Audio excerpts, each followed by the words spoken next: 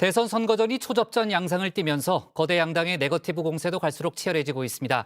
민주당은 연일 김건희 씨의 주가 조작 의혹에 공세를 집중했습니다. 김 씨의 도이치모터스 이사 이력을 문제 삼으며 내부자 정보를 알고 투자를 했을 거라고 날을 세웠습니다.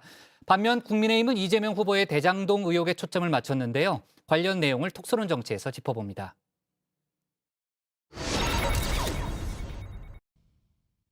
단언컨대 윤석열 후보는 김건희 씨의 주가 조작 때문에 낙선될 것입니다. 뱉어놓은 말을 지키려는 걸까요?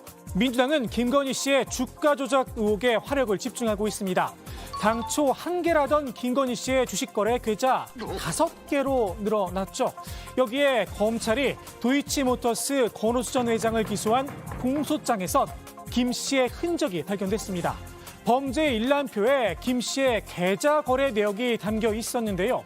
김 씨의 계좌가 통정거래, 고가 매수, 허위 매수에 이용됐다는 보도도 이어졌습니다. 특히 이 통정거래, 뜻밖의 인물도 함께 등장합니다. 저희가 이제 범죄 일람표를 확인해 보니까 실제로 그때 던진 10만 주 중에 6만 주 정도는 우호 세력들이 이른바 주가 조작을 같이 하는 우호 세력이 샀고, 그 6만 주 중에 22,700주는 다름 아닌 모친, 김건희 씨의 모친이고 윤 후보의 장모죠. 이분이 이제 산 거예요. 김 씨의 어머니이자 국민의힘 윤석열 후보의 장모죠. 최은순 씨도 수상한 거래에 동참을 했다는 겁니다.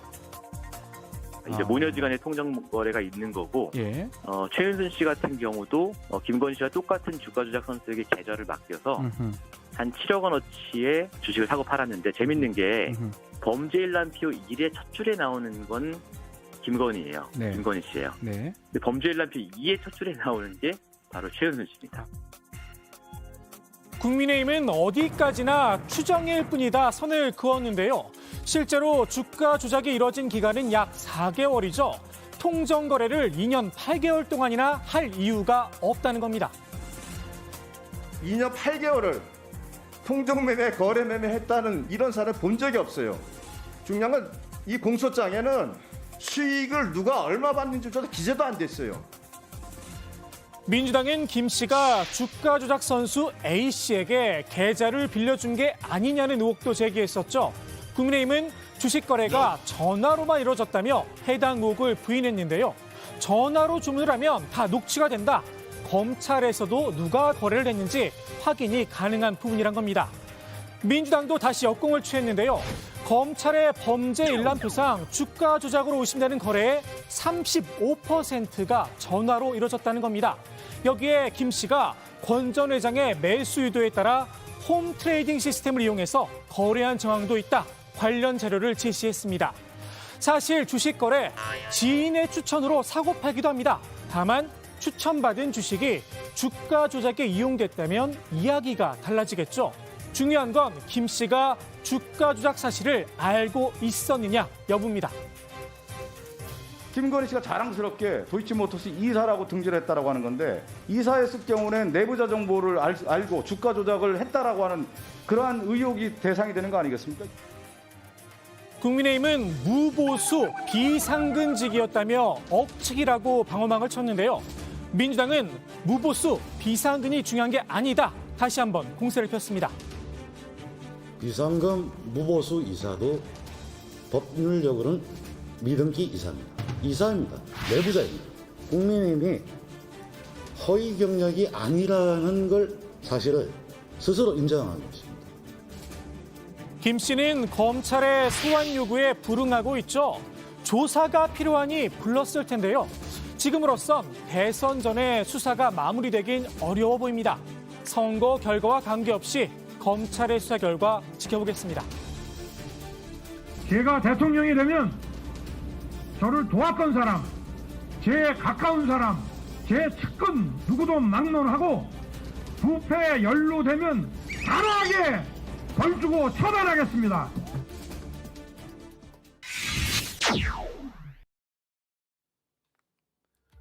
배수로에서 대장동 관련 핵심 문건을 찾았다는 국민의힘. 이 실물이 고속도로 옆 배수구에 버려져 있는 것을 익명의 제보자를 통해서 저희들이 입수를 했고요. 2014년 정민용이 보관했던 업무 파일이고, 이 안에는 여러분 보시다시피 당장 이런 물음표가 따라붙었죠. 그래서 이것을 하수구 문건으로 이렇게 지칭을 해야 될 것 같은데요. 참 신기합니다. 증거를 인멸하려고 했다고 하면 분량이 얼마 안 돼가지고 고속도로 가는 시간에 아예 손으로 찢어갖고 버렸겠어요. 근데 고속도로까지 가가지고 마치 누구가 발견되기를 바라는 것처럼. 검찰에선 해당 문건 이미 확보한 거다, 대수롭지 않다는 반응을 보였습니다. 문건을 공개한 원희룡 본부장, 조금 머쓱했을 수도 있을 듯한데요.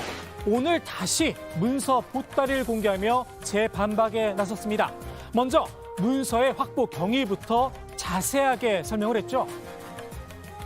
최초 발견자인 A씨는 고속도로 작업반 반원입니다. 배수구 청소 중 검은 부직포 보따리를 발견하고 관공서 문서로 보이기 때문에 이것을 분리수거해도 되는지 판단하기 어려워서 작업 반장에게 보고를 했습니다. 작업 반장은 문서 표지와 내용, 200쪽 이상의 분량이 석연치 않아서 주변에 지인과 상의를 했고, 지인은 자신이 판단할 수 있는 범위를 넘어선다고 생각해서 국민의힘 현역 국회의원에게 제보를 했습니다. 원 본부장은 해당 문건이 검찰이 확보했다는 자료와는 다르다는 점도 강조를 했는데요. 이번에 발견된 문건엔 사건 주요 당사자의 이 손글씨가 포함되어 있다는 겁니다.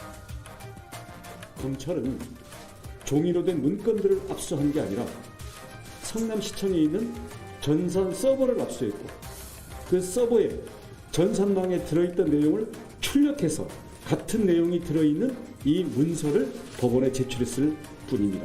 특정인이 업무상 목적으로 정리했던 것으로 보이고, 동일한 필적의 손글씨가 일관되게 도처에서 발견됩니다. 그리고 이 손글씨는 다른 내용이 아니라 바로 이재명 재판에 대한 대응 논리를 적은 것입니다. 이는 성남 도계공 소속 정민용 변호사의 손글씨로 추정이 됩니다. 국민의힘은 이른바 녹취록 공세도 이어갔습니다. 대장동 사건의 핵심 인물들이죠. 남욱 변호사와 정영학 회계사가 나눈 대화인데요. 남 변호사가 정 회계사에게 이런 말을 전했다는 겁니다. 시장님도 나한테 이거는 진짜 너하고 나하고만 알아야 된다. 그림까지 그려가면서 1,000억 원만 있으면 되잖아. 그러면 해결돼. 나는 그러면 대장동이든 뭐든 관심 없어. 네가 알아서 해. 이렇게 얘기하더라고요. 녹취록엔 그러니까 남 변호사에게 해당 발언을 한 인사가 누구인지는 나오지 않는데요. 김은혜 의원은 유동규 전 성남도시개발공사 기획본부장을 지목했습니다. 이 녹취록이 사실이라면 이재명 후보는 측근이 아니라는 유동규 본부장을 곁에다 불러놓고 그림까지 그려주면서 대장동에 대해서 혹은 일공단에 대해서 이야기를 했다는 거죠. 1,000억 원만 있으면 대장동은 관심 없다고 말한 저희는 또 무엇입니까? 이거는 십수년간 기다려온 대장동 원주민들의 가슴을 치는 말입니다. 남 변호사의 검찰 조서 내용도 잇따라 언론을 통해 흘러나왔는데요. 김만배 씨가 유동규 전 본부장에게 준 자금이 이재명 후보의 재선운동에 쓰였을 가능성이 있다. 자신의 말이나 녹취록이 일찍 공개됐으면 여당 후보가 바뀌었을 수도 있겠다, 이런 진술을 했다는 겁니다. 검찰 수사 전 밝혔던 입장과 뉘앙스가 사뭇 다릅니다. 아예 모르지. 예명식도 없어요. 한 번 딱 봤어.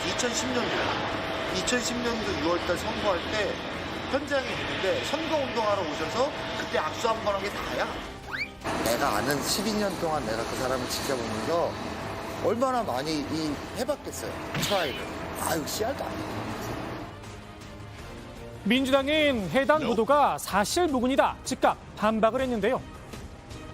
보도 내용은 전혀 사실이 아닙니다. 일부 언론이 가능성 운운하며 아니면 말고식의 경악스러운 내용으로 대선에 개입하고 있습니다. 윤석열 후보 라인 일부 검찰이 허위 사실을 흘려 대선 직전에 선거에 개입하려는 것은 아닌지 의심됩니다. 지금 국민들이 궁금한 건 검찰의 조서 내용이 아니라 검찰의 수사 결과죠. 하지만 검찰은 여야 양쪽에서 언론 플레이만 한다는 지적을 받고 있습니다. 정치권에서 특검 노래를 부르는 이유인지도 모르겠습니다. 오늘의 톡소는 한마디 이렇게 정리합니다. 대선 결과가 어떻게 되든지 간에 172석의 민주당의 힘으로 특검을 반드시 수용시켜서 대장동의 실체를 윤석열이든 이재명이든 지휘고하를 막론하고 철저히 수사를 하겠다라는 게 저희 생각입니다. 윤석열 후보다? 이거는요 마치 안 죽은 의사 보고 나라 팔아먹었 내공들하고 하는 거와 똑같은 겁니다. 이거 지금 이렇게 손바닥으로 하늘을 가려고 해서도 안 되는 것이고요. 자신이 그렇게 떳떳하고 윤석열이가 주범이라고 생각한다면 특검을 받았어야죠.